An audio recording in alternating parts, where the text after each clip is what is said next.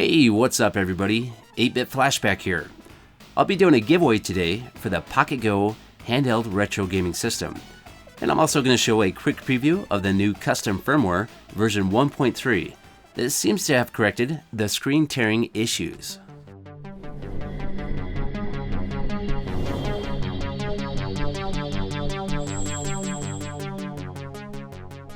To enter in the giveaway, it's super easy. Just leave a comment down below stating, I want Pocket Go, followed by the first handheld you ever played. For example, I want Pocket Go. The very first handheld I ever played was Tiger Electronics Baseball from the 1980s. And after leaving your comment down below, you will be entered in that giveaway, and I will announce the winner in 2 weeks by leaving a pinned comment down below and replying to your comment as well.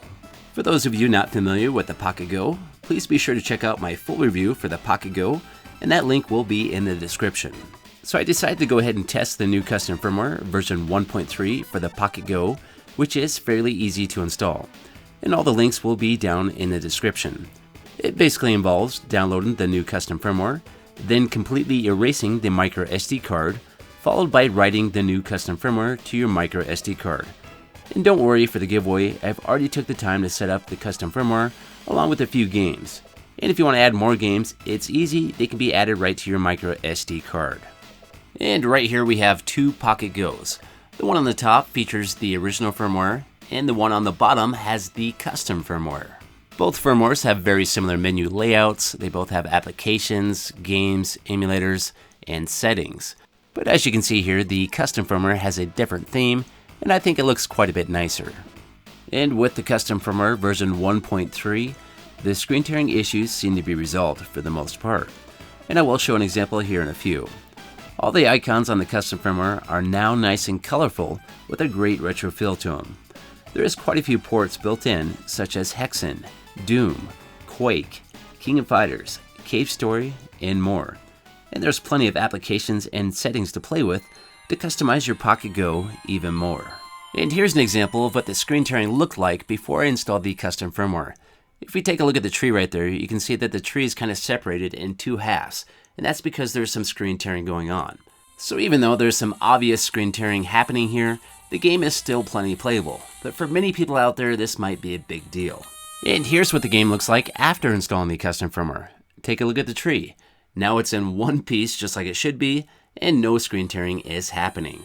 Now with some games, every once in a while I might notice just a little bit of screen tearing, but it's very minimal and you can hardly notice it now. So I'd say it's a huge difference and a big improvement with this new custom firmware. Here's Mega Man for Super Nintendo. As far as emulation goes, most emulation is pretty decent. There's going to be some games going to have issues, like right here I have a little bit of slowdown, but for the most part the game plays pretty well. This is capable of playing quite a few different systems, including Nintendo, Super Nintendo, Game Boy, Game Gear, Sega Genesis, Atari Lynx, PC Engine, arcade, and more, with decent emulation for most of the games. You can even play some PlayStation games, such as 2D games or not very demanding games like Pepsi Man. And as you can see here, Pepsi Man is playable, but I did have to enable the frame skip inside the settings in order to play this. Now I'm going to go ahead and play this here for just a few.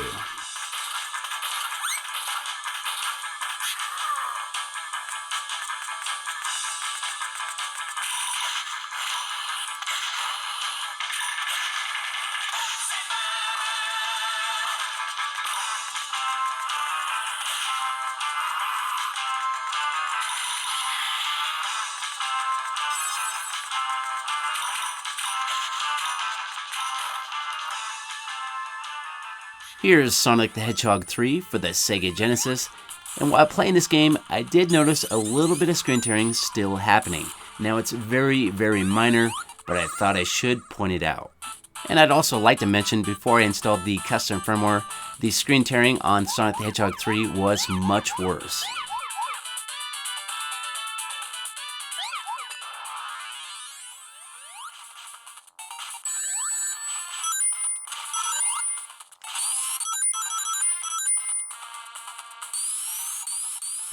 Here's Contra for the original Nintendo Entertainment System, and it's playing good.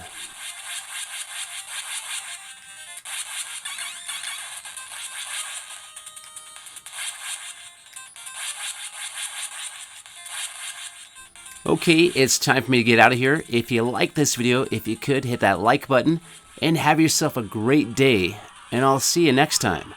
And I'll leave you with a little bit of gameplay from Mental Slug. Does anyone get what I'm talking about?